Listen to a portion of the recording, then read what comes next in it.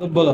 বসারত তিন প্রকার দোনো হাত ফেলিয়া নামাজের মতো এক হাঁটু উঠাইয়া লিখার সময় দোনো হাঁটু উঠাইয়া খাওয়ার সময় এই তিন প্রকারে বসা সুন্নাত আরবি এরপরে হাতে বলো, হাতে কি বলো? হাতে হাদিসুন নবীর বাণী কোরআন হলো ঐশী বাণী হতে হতে খুব সুখা খেতে পেলে সঙ্গে না মেহমান এলে তাহলে